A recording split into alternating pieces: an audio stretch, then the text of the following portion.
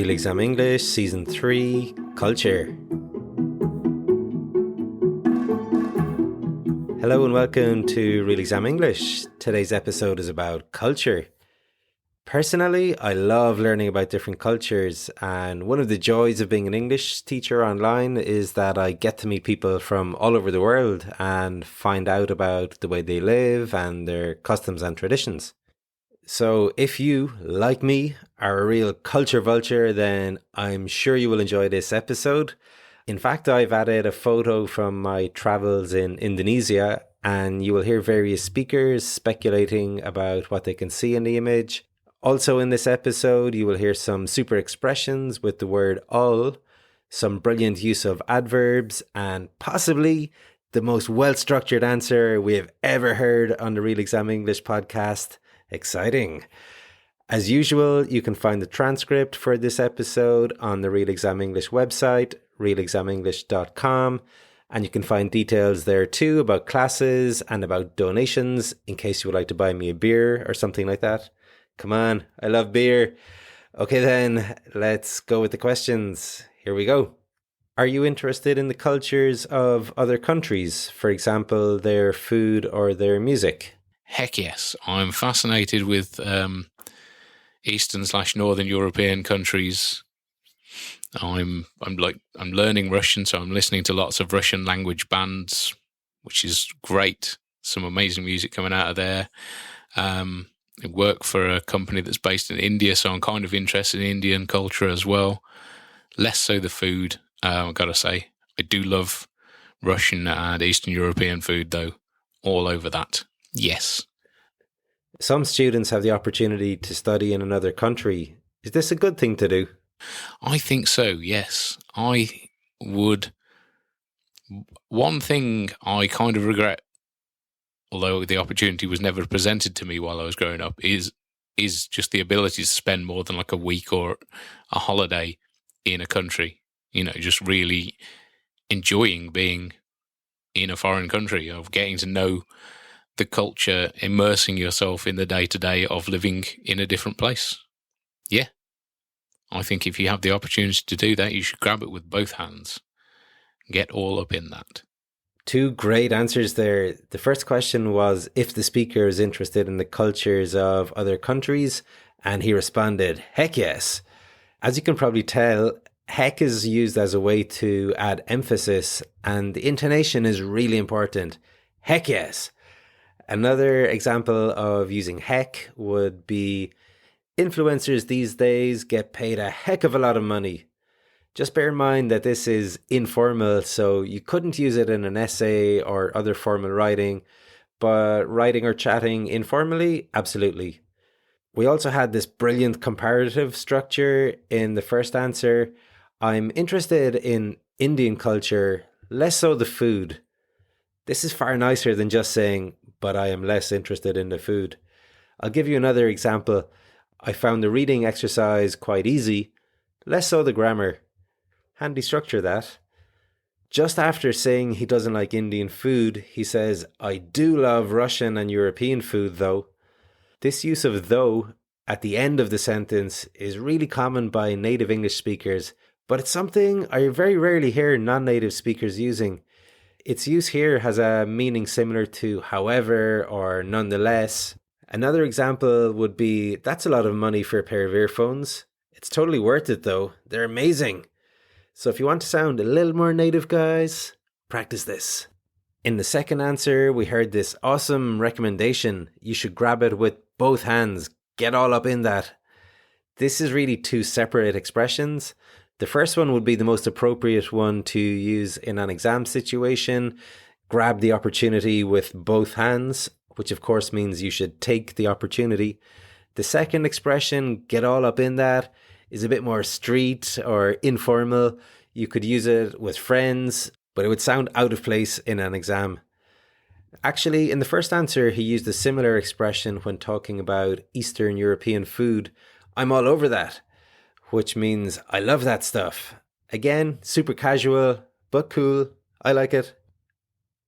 Can the language one speaks affect their sense of identity? Absolutely. Absolutely. Yeah.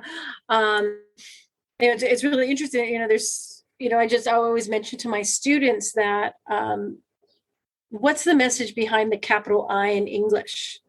I mean, English is the only language that capitalizes the first person like that every time. And I think that conveys a really powerful mindset that's going on. And then you look at other languages, for example, Thai, that doesn't have a word for I. The only time it appears is when you say that, I am blah, blah, and you give your name, and then it disappears from the lexical collection that the language offers. So I definitely think it's part and parcel of your identity. I also think that there's certain emotional experiences and perceptions that we can explore in languages that don't necessarily have a direct translation. So that as you expand your repertoire linguistically, I think you also expand your repertoire of perspective and point of view. And I think that's really interesting for students. And it can be as simple as nap and siesta. They're two really, really, really different things. Although we can use them interchangeably, but they have slightly different matices of difference. Top-notch answer there. That speaker is actually a university linguistics professor, thus her amazingly detailed answer. She said that language is part and parcel of your identity. So part and parcel means it's a basic and necessary part. For instance, being tired is part and parcel of having young kids. We then heard that we should expand our repertoire linguistically. So this word repertoire comes from French and is pronounced kind of in a French way, repertoire. It means the skills or types of behavior that someone habitually uses. It was kind of funny and ironic, actually, that she used that word whilst speaking about using words from other languages where we don't have a direct translation. Also, interestingly, she uses the word matices to describe the slight differences between nap and siesta. And while most Spanish speakers to this podcast might understand what she is referring to, a native English speaker wouldn't, as this word matices isn't actually a word. The speaker lives in Spain and has kind of anglicized the Spanish word matiz or matiz, which kind of means nuance in English. It's the perfect example of how one language sometimes robs words from another language, which is actually what she was talking about too, which makes it all the more ironic.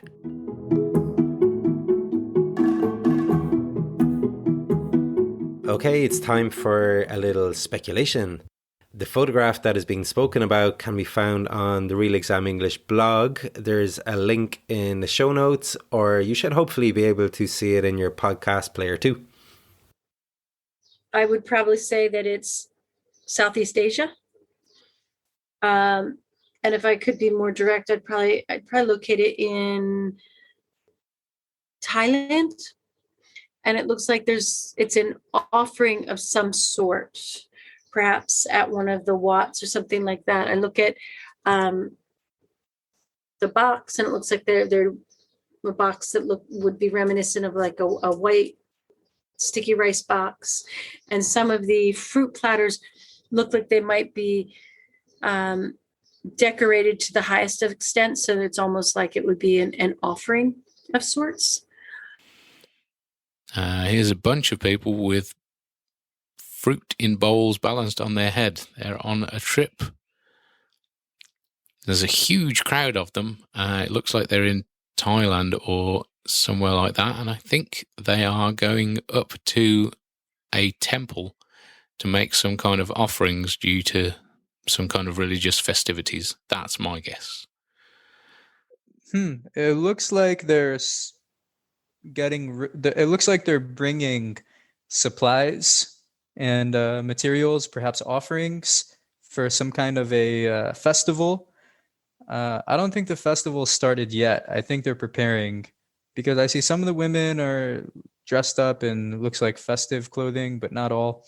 And, they're carrying stuff and they don't look too happy. So I don't think they're celebrating yet.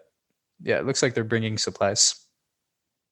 Looks like it is probably based maybe Sri Lanka or somewhere like that. Is that food in the they all seem to have the same sort of food and stuff on their heads. I would say they're doing some sort of a procession to a shrine, like a religious ceremony or something like that, where they leave gifts for whatever god they believe in. Okay, so just to pick out the expressions used to speculate, we had, I would say, they seem to have, they don't look happy, that's my guess, it looks like, they might be, it would be reminiscent of, perhaps, and my favorite one was, it almost looks like it would be. Okay, so for anyone who has to speak about photos in an exam, make sure to practice using a variety of these. And for anyone not doing an English exam, this is really useful language anyway, as you often have to say what you think is happening in a certain situation.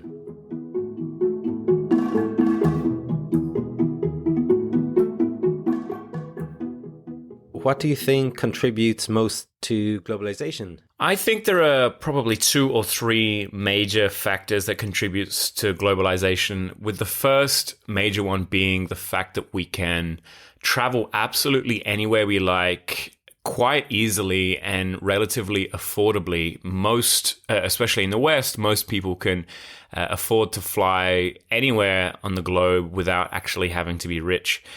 The next biggest factor, obviously, is the internet and the pure access to information that we all have. We can learn about just about anything that is occurring on any corner of the globe, and thanks to the internet.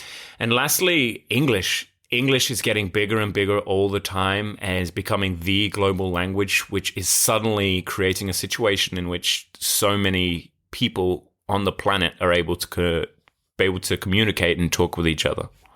Can the language one speaks affect their sense of identity? I think that the language that you speak is hugely, incredibly tied into your personality.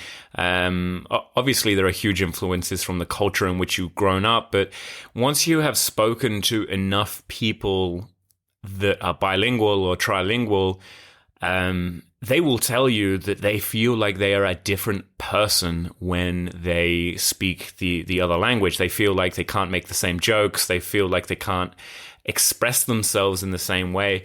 And even the actual structure of language itself affects this. As small examples, the way that we say I am sick as opposed to I have sickness in different languages, I think really affects the way you feel about that topic. Wow. If you want to know how to structure an answer well in an English exam, look no further than here. So the first question was, what do you think contributes most to globalization? And he started with, I think there are probably 2 or 3 major factors that contribute to globalization, with the first major one being the fact that, absolutely brilliant, I love it. Then he follows it with, the next biggest factor obviously is the internet. Boom, excellent. Then he finishes with, lastly, English. English is getting bigger and bigger. Fantastic. His answer is also peppered with loads of adverbs. In just 2 answers, he managed to fit in absolutely, easily, relatively, especially, actually, obviously, just about, lastly, suddenly, hugely, and incredibly. How great is that? It makes his answers way more descriptive and informative. And of course, in an exam situation, would be a super way to score a few marks for language.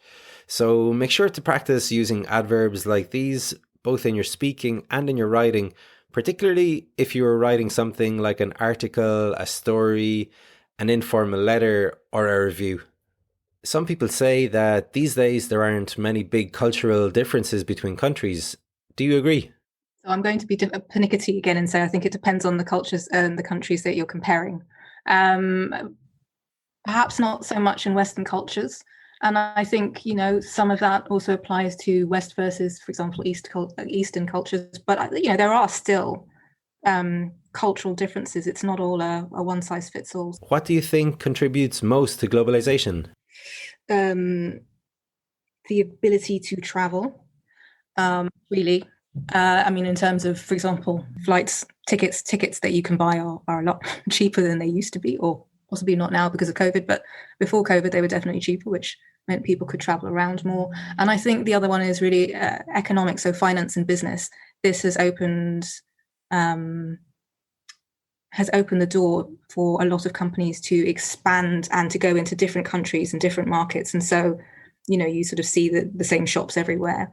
And I think as well as both of those things, social media and the internet, I think in its own way, it's made everything accessible to anybody in the world, notwithstanding those people who have restrictions on what they can see using the internet.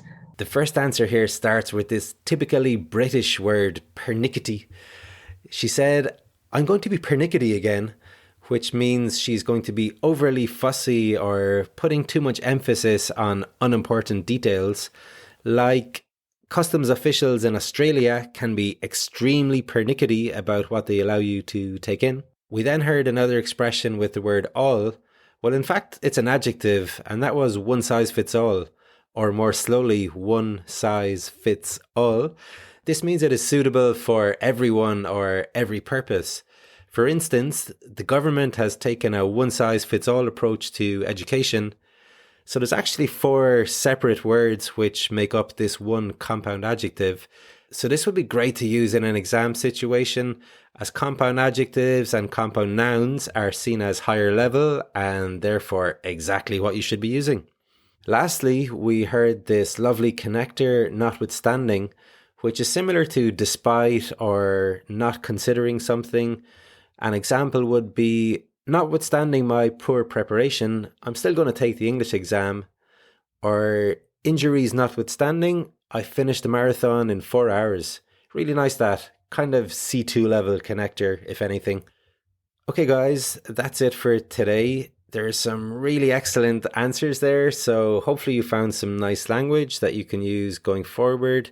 Remember to check out Facebook or Instagram for any updates or information about new classes.